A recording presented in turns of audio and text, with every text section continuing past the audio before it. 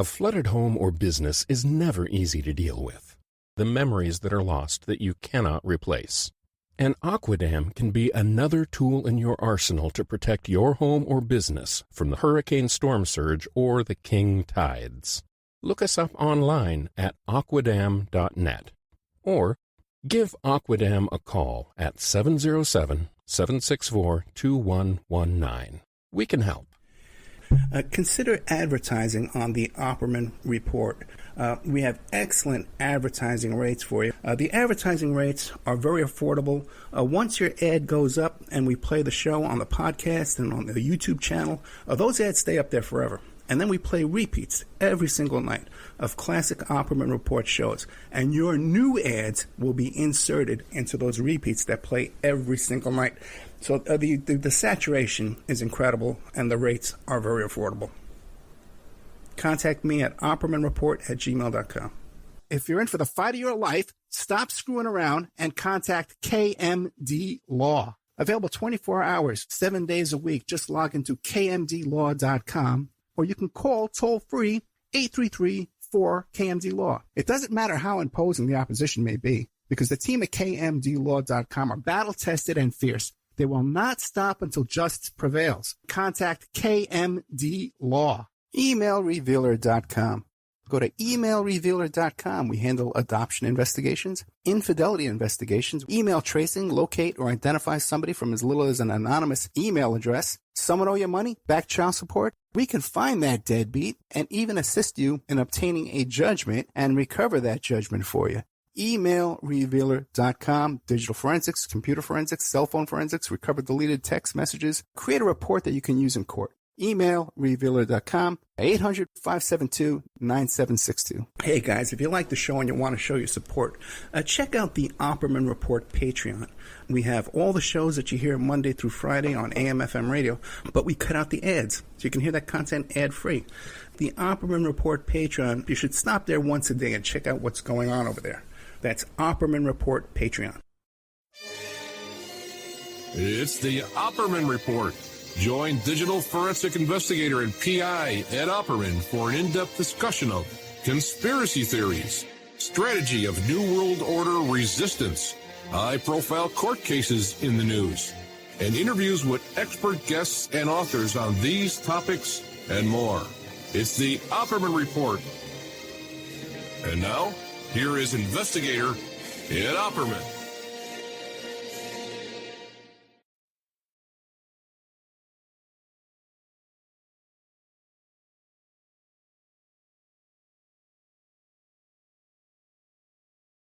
Okay. Welcome to the Opperman Report. I am your host, Private Investigator Ed Opperman.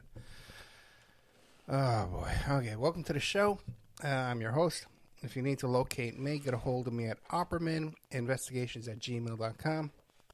It's my company, Opperman Investigations and Digital Forensic Consulting. You can find me there. If you like our Patreon, if you like our show, check out the Patreon, Opperman Report Patreon. You go there, and we got a lot of great content up there. There's a show I did with an interview exclusive to Patreon only with May Pang. It's a 20-minute interview about her new film, Lost Weekend, A Love Story. Great film. I totally recommend it. You have to get it streaming online, though, if you want to watch it. Did two shows, a part one and a part two, with the private investigator and retired homicide detective William Dorsch. You remember that show I did with him where he gave us incredible exclusive information about John Wayne Gacy, and where they searched that property over there on Miami Boulevard, where they located anomalies in the property with a ground-penetrating radar, and then they weren't allowed to search the locations where they found the bodies. He told us more information where the cops went back there and did a private secret search, and he firmly believes that the cops tampered with the evidence over there. He talked about, he has interviews with eyewitnesses where there were 6 feet deep trenches where he would see these kids digging over there up to their neck in these trenches on this property that Gacy was doing the landscaping over there. With no reason to have 6-foot trenches over there landscaping. It was for bodies. So William Dorsch is back. The book is called Omnipotent, Don't Ask, Don't Tell. And it's not just about Gacy. It's about his work with the Innocence Project, too, as well, and corruption he's found in the police force. I'd like to have him back a third and a fourth time. I'll talk to him every Saturday if I can, but the problem is he's off in some place, Greece or something. I forget where he is. Bulgaria, I think he is, okay? And it costs me like $10 to call him every time. I got no money on the Skype there. So when you listen to the interview, in the middle of the interview, the Skype runs out. I had to put $10 on it during the middle of the interview. And I turned to the audience last week and it says, hey, we need some donations. Been doing this 10 years. I think we can get a couple of bucks donated, but we didn't get anything. No, we had one new listener donated some money. We had one donation out of 10 years. And how do you think that makes me feel? I turned to the audience and say, hey, does anybody remember me? You want to help me out here in a tough time? You get nothing. But a stab in the back. So William Dorsch there in the Patreon. We got 300 members in Patreon who support the show. John Hankey, we have a 2-part interview with John Hankey too. He wrote he made the documentary film called Breakthrough about the JFK assassination, and he's got some new information in there too as well. 2-part interview. Unfortunately, with John Hankey, I like him. I like the film. I enjoyed the first interview, but when I brought him back to really delve into the shooters, which is what I want to get into, he had some information about Ted Shockley and George Bush and a lot of stuff there. E. Howard Hunt being a shooter. And basically, the second interview, he just said the same thing he said the first time. There's really nothing new in the second interview. And I don't know. He kept saying, oh, we'll get to that. But then he just did the first interview over again. So I like the guy, but, come on. I did an exclusive Opperman Report Patreon exclusive. Art Bell and the story of Mel's Hole, about my behind-the-scenes involvement with this nut that wrote the Mel's Hole story. The guy actually showed up at my door. I tell you, man, I know how to attract them. I get all the winners. I get all the winners out there, man. So William Dorsch, Omnipotent, Don't Ask, Don't Tell, Part 1. A lot of stuff, too. We put a lot of old stuff that you can't find. Matt Sergio, we did 2 parts with Matt Sergio, too, who runs the Occult Beatles YouTube channel. 2 shows with him. And then we're playing tonight 2 things. One is, as I scroll down and look, and I find it for you, this woman I had on about satanic ritual abuse in Utah. Her name is Cindy. And we were playing her tonight quickly because she has an event coming up in Utah in person. So we want to publicize that, but then also Crash Barry. I thought I had played this show, so we interviewed. It's not that long ago. It was October 13th. We put it up. We taped this thing. It's not that long ago. I just tape so much, man, every day. It just keeps so busy around here. It's incredible. I taped with Ian Totten too about the West Memphis 3 this week. I tell you, man, what a crazy story that is.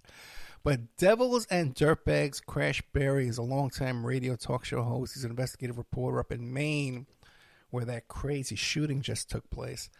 And we talk about the Nazis. They're based out of Maine up there. He knows these Nazis. This guy Boneface, who supposedly was a Ukrainian fighting with the Ukrainians. Turns out the whole thing was a fraud with Photoshop documents, and they had a little tribunal up there, and they convicted the guy. They found, the Nazis had their own little kangaroo court where he confessed that he made the whole thing up. So Laura Loomer is up to her neck in this story. She ran into this Nazi down there. Somehow accidentally ran into these Nazis down in Florida, which was sus to me when I first heard it. Then she comes up with this whole thing about how this guy Boneface was CIA, and he was photographed next to Jake Angeli, the QAnon shaman, who I also had in the show. He's in the member section. We have him too up on the Spreaker channel. What a small world the Opperman Report is, As I get back a hold of the QAnon shaman, I says, hey, dude, what's going on here? He's a nice guy, And so I talked to him, even though he tried to overthrow the government, but that's okay. I talked to him. And he says, oh, no, wait, that's not the same guy. That's not the guy. Because at first he was supporting Loomer on Twitter. talking all this stuff about, Laura Loomer did a great job investigating this. That's the guy the FBI asked me about, but it turns out it's not him. That's his latest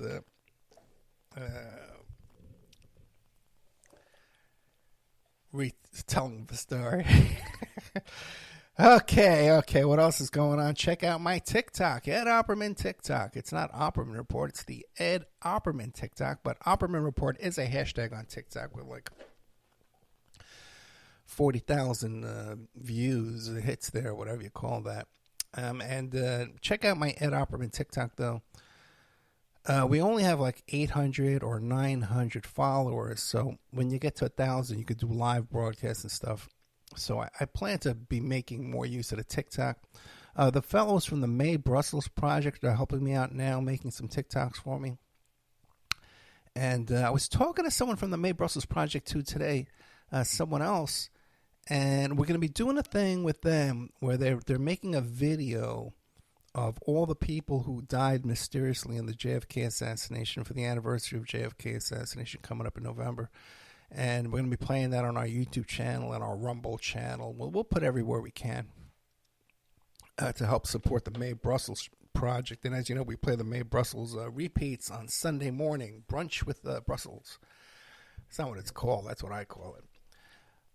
Spreaker.com. Don't forget YouTube. If you're listening to this on YouTube, I want you to turn off your computer, take a shotgun, and blow up your computer. Forget YouTube. They don't pay us. They delete half my shows.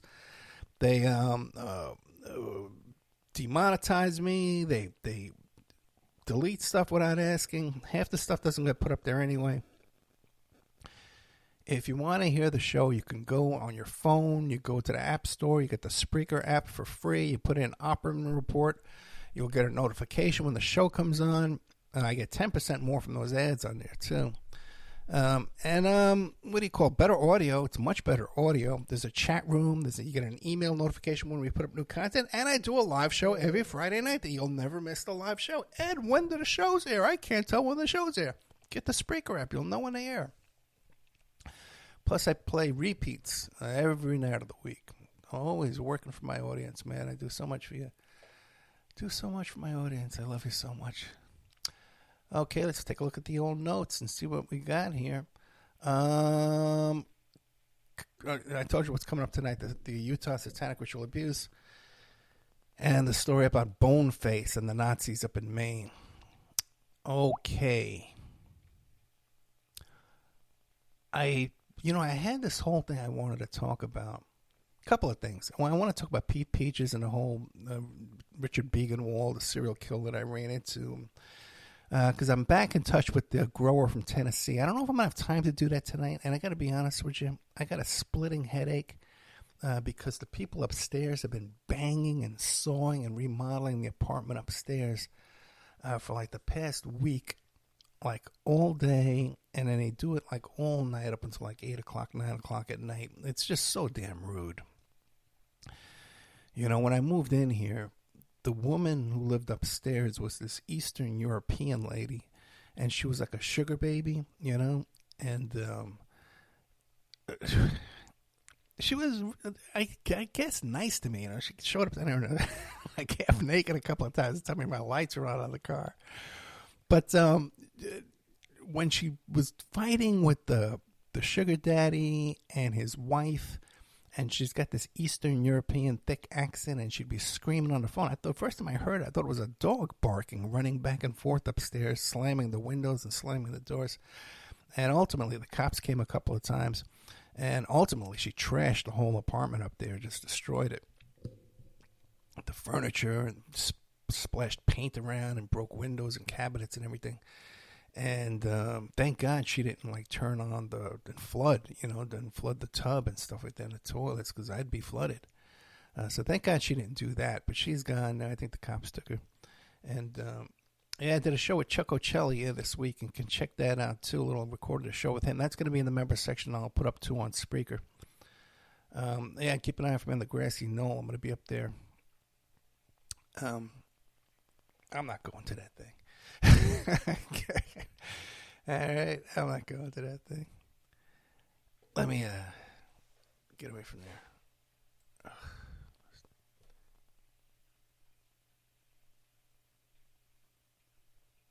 heard a noise at the door. One second.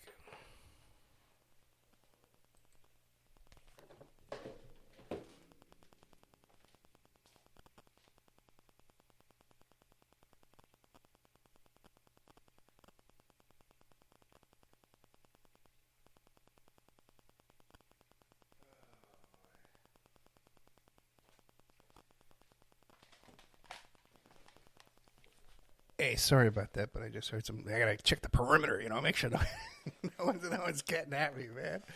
Gotta stay on my toes, so no one's gonna catch me sleeping. I'll tell you that, man. Okay, let's talk about. I promised you I was gonna do a special show just for the Trump court stuff, and I probably should, because like I said, I wanted to tell you a story about. I got this whole thing about. And I can't get into that tonight. I got too much of a headache. And I wanted to tell you about the Beagle Mall story with Pete Peaches, one of my old bodyguards, when I was 18 years old, and put up his thing. I don't have time for that either. Maybe we'll see what happens. I might end early tonight. But that's how I feel. With the Letitia James lawsuit in New York State, let's get into that. Because there were some developments in there that I could promise you I know you have not heard. Did you know that the same day that Michael Cohen testified, and everybody wants to talk about Michael Cohen testifying and how,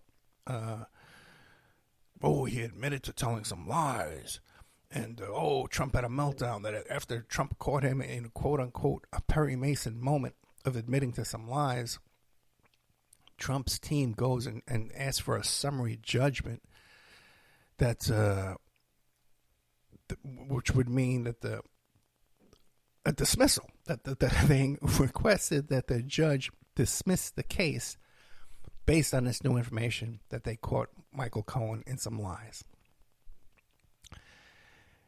Now, the fact that they would even, and then when he didn't get it, Trump storms out of the courtroom. Now, I can tell you, his attorneys made that motion just to appease President Mr. Trump, or ex-President Mr. Trump, coup leader, rapist Mr. Trump. Just to appease him because it's ridiculous. Okay? It's ridiculous at this point. This is a penalty phase of this trial. So for them to be asking for a dismissal at this point is just insane. But what happened that day that has been almost entirely unreported, that you're going to hear here today on the Opperman Report. I almost said the Howard Stern show. The Opperman Report is, did you know that Trump's accounting firm testified against him that day before Michael Cohen came to the stand? Mazars USA, Mazars Accounting USA, has been Trump's accounting firm since 2011. Now, a week before they testified against him, I guess that was Thursday or Wednesday, a week before they testified against him, they sent him a letter saying, Mr. Trump, we're not fired, we quit. And the reason why we quit is because we've become aware that you've been positing false financial statements. Okay, and we heard this from, we're looking at the information from the prosecutor's office, Letitia James, DA's office in New York. But then we conducted our own investigation, and we found that the financial statements that we have prepared on your behalf based on the information you gave us are false and are not to be relied upon. We quit. And by the way, you and Melania, your taxes are due soon. You got to file your tax returns in April. You better go find an accountant quick, okay? Because we're not doing them for you. Because we quit. And then they go into court and they testified against their former client that these returns are all fake and fraud. At one point, when they were testifying, they were talking about something back in 2011, and the judge made a comment to the prosecutor, well, 2011, you better bring in how that's within the statute of limitations. Make sure you do that. And Trump heard that. The judge mentioned statute of limitations, and he goes out and makes a statement and said, finally, the judge is agreeing with us about the statute of limitations, and most of this is covered in the statute of limitations, which will throw out all this stuff. Now, I've been telling you that Trump is incompetent to assist in his own defense at this trial. And I'm going to make that point to you once again tonight, okay? When I said to you last week or the week before I said he was, I made like a little clever that he was incompetent and incontinent. So I made a play on the words there, conflating both words into one word, incontinent and incompetent, to stand trial. And I said during that show, I said, oh, and what the judge should do is bring him in, put him on the stand, and ask him, Mr. Trump, do you really think, I forget what the issue was at the time, but do you really believe, do you really believe that I value your property at 18, that I valued Mar-a-Lago at $18 million in 2024? Is that what you really believe? And if Trump says he believes that, then the judge would say, well, we have to call a competency hearing on this. And if he doesn't, then the judge would have to, well, you're guilty of perjury, you know? And everyone says, oh, Ed, I get these emails, these messages. Oh, Ed, you're so stupid. Ed, the judge can't just call. Ed, the judge can't question the witness. The judge can't just tell the defendant to take the stand and start asking him questions. What are you, out of your mind? Haven't you ever watched court TV? And I watch court TV every day. And I used to be a court stenographer. That can never happen. I got all these messages, right? Because everyone's smarter than me, right? Well, what did we have this week? That's exactly what the judge did. Trump violated the gag order by talking about his clerk, and the judge says, I am calling a hearing. Mr. Trump, take the stand. And then he asked him, who were you talking about when you said that the standing next to me was a partisan person? And Trump said, oh, it was Michael Cohen. And the judge says, okay, thank you. And then the judge says, well, as the finder of fact in this hearing, I found you are untruthful and you have violated the gag order. There's a $10,000 fine. Okay. So I think that demonstrates that I know what I'm talking about. And the judge can, the judge can call a hearing and ask those questions. Now, normally in a situation like this, right, like back in Nevada, okay, when your client is acting crazy, all right, you don't say to the judge, Your Honor, I think my client needs to be tested for his competency, and he may be incompetent to stand trial. We should have a hearing. You don't say that because then your client could flip out and start choking you. Okay? So they mentioned the statute, which I think is 178. And 178, I'm pretty sure, in Nevada. Okay? All right? And I say, Your Honor, I think we're going to need a 178 hearing. Okay? For my client. So that the client doesn't know that he's being talked about by his own public defender to the judge. That the client is incompetent to assist in his defense. In this situation, okay, I think that Trump is incompetent to assist in his defense. And his own lawyers are not going to bring that up to the judge because clearly they're terrified of their client, but they're doing their client a disservice by not. Because, the defense had three theories of their defense. One is that all this was beyond the statute of limitations. Two was that the statute being used to sue Mr. Trump is normally not used in this situation. I forget the specifics of it. And they're right. It's not. That's the best case they have. And the third is that there was no victim. That the banks did not suffer from his wrongdoing. Okay? And Trump can't get over the fact that he's lost those three defenses. And he still thinks that he has those defenses in this penalty phase. Even after we have his own accountants quitting and testifying against him. Just imagine. Never before in any political campaign anywhere in the world, from dog catcher on up, any village, any city, any county, any state, any country, have you had the candidate's own accountant during the campaign quit and say that my client's business has been acting fraudulently for the past 11 years. And the client and the candidate doesn't quit. Okay, or it's not reported. It isn't even reported.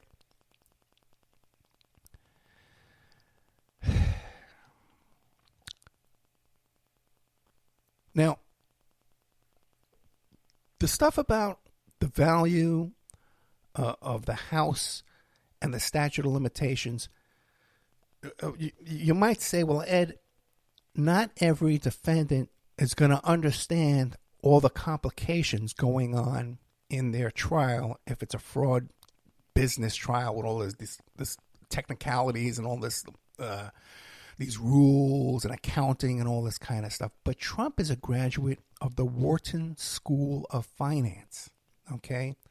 He does have the knowledge. He does have the savvy. And by the way, so do his kids. And I don't know if you know this, because this has also been underreported, or at least I haven't seen it. But the judge ruled today on Friday that Ivanka Trump has to testify on behalf of the prosecution. She's been subpoenaed to testify by the prosecution, and it's a very specific issue here that really you can't get around. Her apartment, okay, the Trump organization valued her apartment at $20 million, but they offered to sell it to her for $8.5 million. Now, I don't know how she's going to get around that, because it's a very simple question. You see here the Trump organization valued the property at $20 million, right? What did they offer to you for? $8 million. Okay? That's all they really have to ask her, and that's in there. If she lies about this, it's, she's facing a possible perjury charge. Which probably wouldn't happen, but, she is facing it. If I were ever in a situation with my daughter, I would tell her to tell the truth, okay, rather than risk a perjury charge, even in the abstract and the distant possibility of it, just because I wouldn't want her to get in trouble. I wonder how Trump is going to handle this, okay, with Ivanka, if he's going to ask her to lie, hopefully the 5th, or what. But as of right now, she has been ordered to testify. She can appeal the judge's ruling up until November 1st, and then it'll be decided whether she has to testify or not. Now, as far as Trump not being competent to understand what's going on to trial, okay, like I said, he's a graduate of the Wharton School of Finance, okay? And according to him, he had great grades, he had all this kind of stuff, right? Now, it's possible for a defendant not to understand what's going on, okay, in a complicated trial. And I'll give you an example. The Real Housewives of New Jersey, okay?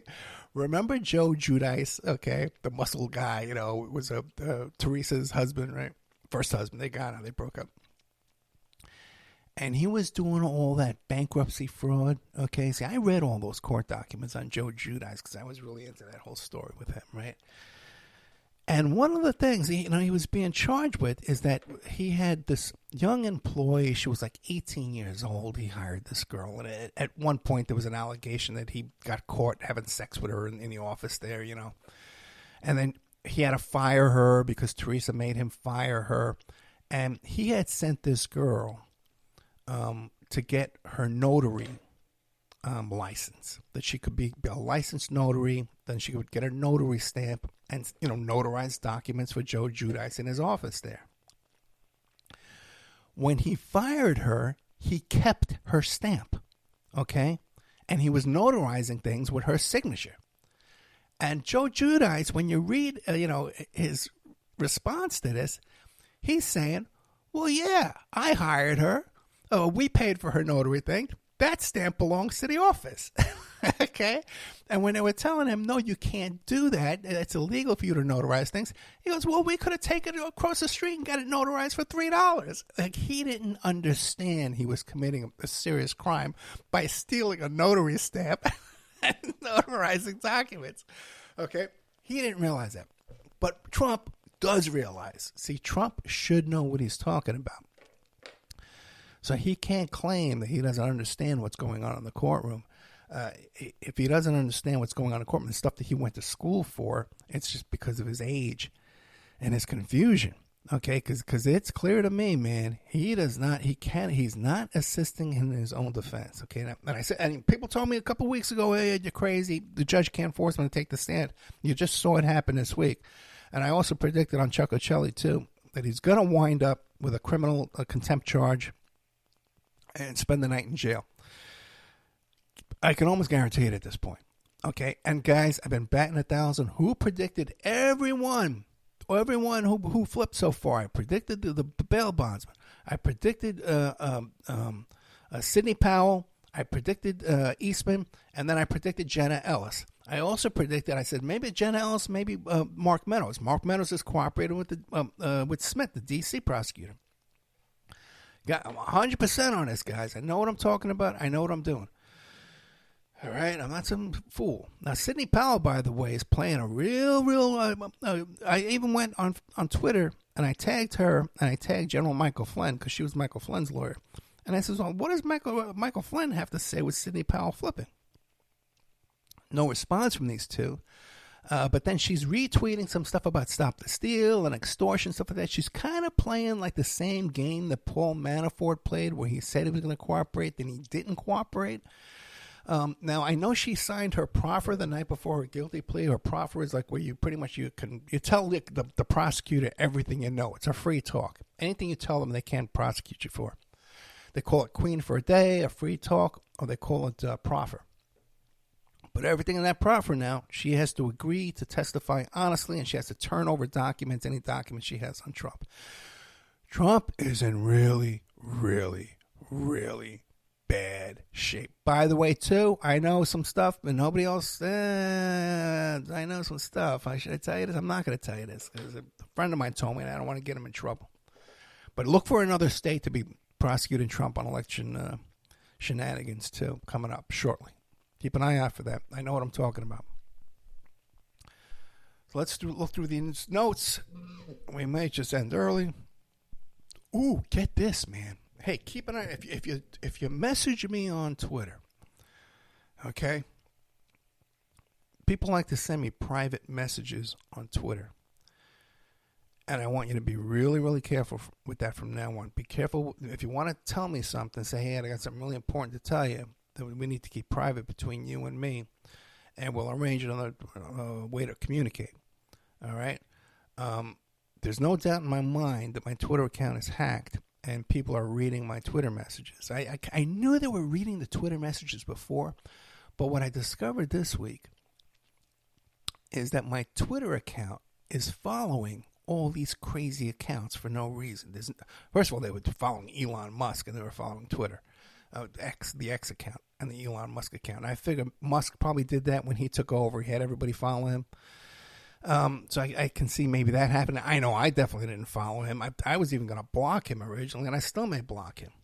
But I went, and when I first got Twitter, my first 70 Twitter friends were all people from the show.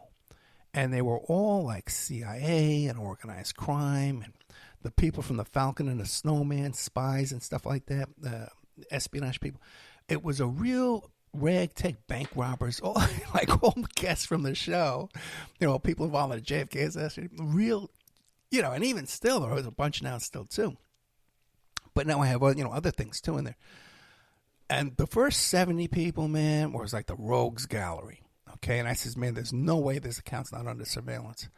But what I discovered the other day is my account was following accounts with 0 followers and following 0 people with no picture. So there's some shenanigans going on with my account. I got these really weird stalkers out there, man. They're really, really weird. We're putting together a whole presentation and a whole case on these guys. And it's all going to come out, all this nonsense, stupidity out there with these stupid little weirdo trolls with intelligence connections. But really suspicious stuff going on with my Twitter account, okay? And I went through as much as I could. I blocked about 600 people in there over the weekend. It made no sense for me to be following these accounts. just with nothing going on with them at all. And I hardly follow anybody. Like, even people that follow me that have like 1,000 followers, I don't even follow them. Which I think I'm going to start doing that more. But if you need to get a hold of me and you want to message me on Twitter, just say, hey, Ed, let's find another way to communicate. Because don't send me into any top secret stuff on Twitter. That's not the way we're going to do this anymore. We've got to stay on top of this kind of stuff because there's just too many crazy weirdos out there. I forgot to tell you about that. Let's see what else in my notes here. We'll go through this. I don't think I'm going to... Oh, man, you know what? This is what got me thinking. I was going to tell the whole story about Pete the Nut. Peter Stenistrud, who was my bodyguard and guy, walk around guy. They used to call him Driver. When I was 18 years old and he was 37. And, he died in 2013. And I did a show about him and I went looking for it. I think the show is gone. So I want to do another tribute to Pete because he was there that day with the whole thing with when I ran into that serial killer, Richard Biegenwald. And the grower from Tennessee, he's out of prison now, and I contacted him to see if he wanted to come on the show. He hasn't gotten back to me. I hear from his family that he's not talking to anybody. So I want to do a whole show and tell that story. But I don't think I have time for it tonight. But what made me think about that is I went on Tubi, the streaming TV channel, and I watched the first few seasons of Welcome Back, Kotter, and I kind of binge watched it. And I tell you something, man, it brought back so many memories for me, growing up in the Bronx, and it was Brooklyn. It was like the same kind of, elevated train in the neighborhood where I grew up, the opening song, And when I first got Facebook, when Facebook first came out, I became friends with that guy, Horshack. Ron Palillo, the actor who played Horshack, and a whole bunch of people I made friends with because Facebook was very small and you could contact with them and chat with them, and sometimes they'd chat back. I was chatting with this huge, action film star, one of these big muscle guy, action guys, I was chatting with his wife, and I didn't realize it was his wife. And she knew I was a private investigator, and she used to complain to me about her husband cheating on her. And it wasn't until one day I put two and two together, and I realized, oh, my God, this is so-and-so's wife. But, of course, I can't talk about that. But with Ron Palillo, we were talking about Welcome Back, Kotter, and we talked about the drug use on the set. And we talked about homosexuality and bisexuality and all the weirds of Scientology. But the minute I asked him about that girl, Melanie Holler, who was raped and abused there by Roy Radin at his mansion, at one of those crazy sex parties over there. He never talked to me again. He would never say another word to me again after that. But he told me all kind of crazy stuff about how, and I'm looking back at it now, I could see, because I binge watched the first few years. It got terrible about the last year, but the seasons with John Travolta were really, really good. But looking back at it, you could see there's scenes where Marcia Strassman and Gabe Kaplan no longer got along. So even that scene in the beginning where he would tell the joke and she would respond back, they were filming that separately, okay? He would film his half and she would film her half, and it would splice it together. They weren't in the same room when they were filming it at the same time. They hated each other so much. And also, too, people were bringing guns to the set because there was all kind of gambling debts and crazy things going on. And drug use and stuff. It was wild west going on with Welcome Back, Kotter.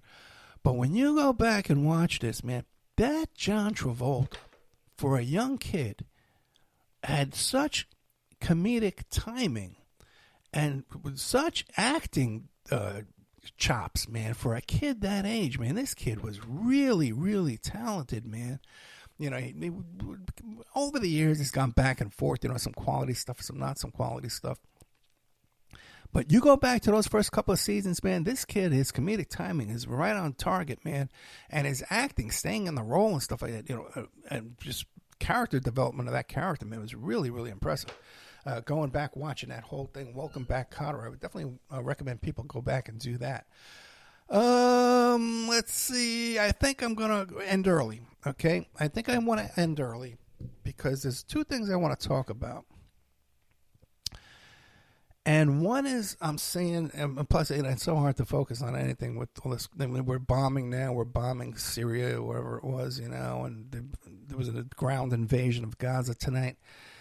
And this bizarre, completely insane phenomenon of these missing children's posters being put up on walls of missing Israeli children, like being put up in New York and Florida, and then people tearing them down. Like if a kid's kidnapped in Palestine, I'm going to see him in New York. I'm going to see a poster in New York and look for the kid around New York. Is that what the theory of putting those posters up in New York is? Of course not. They're making a statement with that, and this latest Mideast conflict, I believe, is going to cause division in this country like no other topic. But forget George Floyd, forget all the other ones.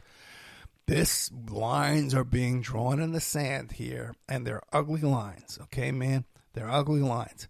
And I don't know the solution to this, man. Maybe defunding over there, man. The amount of funds we send over there is insane. I can't even go see a doctor, but we can send all the, they got free medical care over there, man, free college, for all this kind of free over there. This is insane what's going on here, man. I think we're going to really see some people really, this may really, really be the tipping point of what's going on out there. Now, let's see here how we're doing on time. I am going to end short because I don't want to spoil the story with Pete the Nut, who was just a serious guy, but just so loyal to me and so loved me so much, man. I loved him. I don't know how much can an 18-year-old kid really in life, looking back now, I loved him. But an 18-year-old kid, you're thinking about your own things in life. I was driving my car. Just drive the car, dude. Oh, my God. The time I went to the ER, I think I told the story out here, where I was having that cocaine overdose, and I thought I was breathing through my ear, and I had to go to the emergency room. And I told Pete to keep driving around the block while I was in there in the air. He was driving around the block for like 4 hours, like hoping to see me every time he came around the block. And then I used to get mad at him, too, if I was standing there and he would pull the car up to pick me up, if the handle for the door had to be right where my hand was. Like if I had to move like a foot forward or a foot back, that was it. I would have a fit. Oh my God, poor Pete, man. And meanwhile, this guy was like 6'5", 300 pounds. He could have, he could have eaten me. Could have killed me. But I always felt so safe around Pete, man. He took good care of me. I'll tell that story, man. Maybe I'll tape it, and I'll put it in the members section, man. I bet people appreciate me, And the other thing I want to talk about is this total of how we're having a further and further disconnect from reality. And that story, and I kind of got thrown off. I was thinking about it all day today, but I kind of got thrown off when I had the conversation with the May Brussels people. We were, and it kind of came up too with having the Welcome Back Kotter stuff in the background the past few days. And I'll tell you what happened real quick. Yesterday there was an event at the downtown Tampa Museum of Art. It was like a mixer type of networking event, right? And I went there about 6 months ago, and I brought a date with me. And I wanted to go again, but I didn't have a date. And she contacted me, and she says, "Hey, Ed, they're having another one, but I don't want to go. But that couple we met over there, the woman says she's going to be there, and she asked if you were going to be there." I kind of think I was being passed around like a bicycle, like every girl in town gets a ride, from this woman I dated to this other woman we met, like at the last time at this mixer over there. We met this other couple, but they weren't like a real couple. They were like coworkers or something like that. So, I could have went yesterday, or I could have went by myself, but the conversation we had last time when we were there, because as soon as I meet somebody right away, they say, I never have to worry about meeting new people or making conversation at an event like that because they say, well, what do you do for a living? Well, I'm a private investigator and I host a talk show on the radio. So right away, they're interested, And one of the really stupid questions I get all the time is, well, what TV show is it like? Being a private investigator, is there a TV show you can name that's like, what about like Rockford Files or Shaft? Like, which is the most realistic PI TV show? Which is ridiculous, and it's a detachment from reality. And we had this conversation about 6 months ago at this art gallery, and I even said, I says, it's so fascinating that you would say that, that we, like, here we are in a place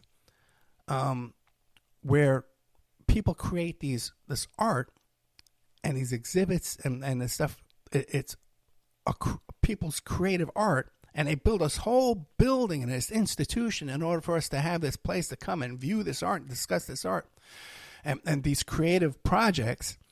But meanwhile, we live our life with this TV and movies and stuff like that. This unreality influences so much of our life. And now we've come to a point where, like, every idiot out there has a podcast, right? So now we have all these people now creating this entertainment media stuff like radio and video and stuff and TikToks and all this nonsense, right? And we have all these people doing it. But even then, if you notice, most of these people out there that are doing these TikToks and are doing these podcasts, they're not telling you their own experiences. They're still giving you, it's still secondhand or thirdhand. They're telling you about a book they read or a TV series they saw on Netflix or something like that. They're not talking about the people directly involved in the situation. And they're certainly hardly ever telling you about the instances or stories about their own personal life. And if it is, it's something stupid, waiting in line at Starbucks, it's some kind of nonsense.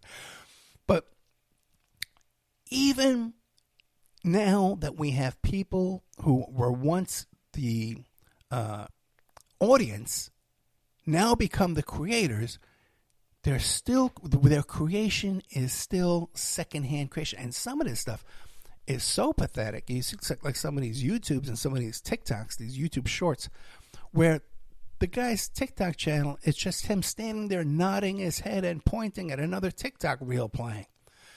So I got this whole thing that I want to present to you about how we're getting further and further away from reality. And it's just become second nature. We hardly even notice it anymore. We're so consumed with TV and music and videos and now movies and this social media stuff. This is all artificial, man. None of this is reality. None of this is real. And here we have opportunities to meet someone in person in an institution based on looking at people's creations, people's artwork, and they're bringing in, well, what TV show is your life like? It's like people are just so hypnotized and so controlled by media, and it influences every aspect of our lives. This is so unhealthy for us. And it's only been, this hasn't even been 100 years that we've had constant TV, constant radio, constant all this stuff 24 hours. And it's only been like 20 years that we've had these smartphones in our hands typing away all day long. This is not good. It's creating division between us, man, and nothing but grief and hostility and unhappiness in every possible way. So I'm going to do a whole presentation for you on that. I guess that didn't make much sense. But what are you going to do? Boneface comes up next. Boneface in Maine. We're out of time here. If you do want to show your appreciation, your support, like I said, I do have that donate button. My PayPal is oppermanreport@gmail.com. I always talk, it's been about 10 years straight I've done the show. We can't keep going the way we're going. Okay, I can't keep funding all this myself. I can't. I can't. I enjoy doing a show. I enjoy meeting the people I meet. I think I bring you good quality stuff that you're not going to get anywhere else. I think I do it in a way that all these other podcasts don't even come close to doing. You know, they're all, like I said, they're all talking third-party stuff. They're not. You'll have a guy coming on and he's talking about books and articles he read. It's so third-party, you know, and even that, like the reason why you're so impressed with that book you read about a topic is because when you're reading that book, again, you're detached from reality. You're creating an imaginary world in your head where you're imagining there's an imaginary word that goes on in your head when you're reading a book. You create a fantasy world in your head and you're imagining things, you know, according to the layout of the book, you know, the words, the hypnotism of the words, you know. So it's a detachment of a detachment of a detachment upon, you know, we're creating now layers of detachment, you know, where I'll say, you know, hey, I talked to someone who was involved in this case, and someone will come back to me and says, but Ed, I read the book about it. You know, so you read a book about a guy who maybe, you know, a lot of these books you read now is just a compilation of Googling and reading other books and magazines. You know, it's just, I got to tell you guys, man, there's very little real life experience out there that you can really, really sit down with people and talk about their real life and what's really going on. It's just so many layers of this illusion and fantasy. And it's really astonishing. It's really amazing, you know, the time we're in right now. All right, guys. I gotta go. Next one coming up is gonna be it's crazy something. I think he's called. What is he called? I'm so tired, man. I got such a headache from these people. It says Crash Barry about Boneface. We'll be talking to him. All right, guys. Good night.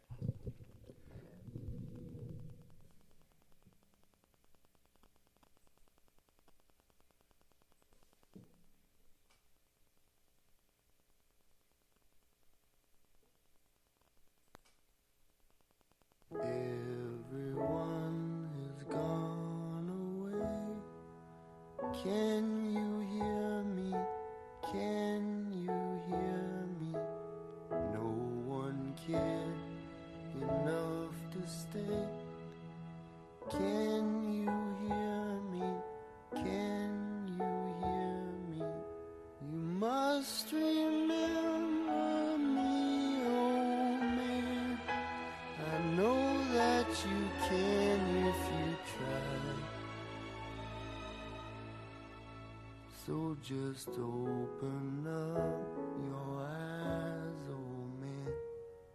Look who's come to say goodbye.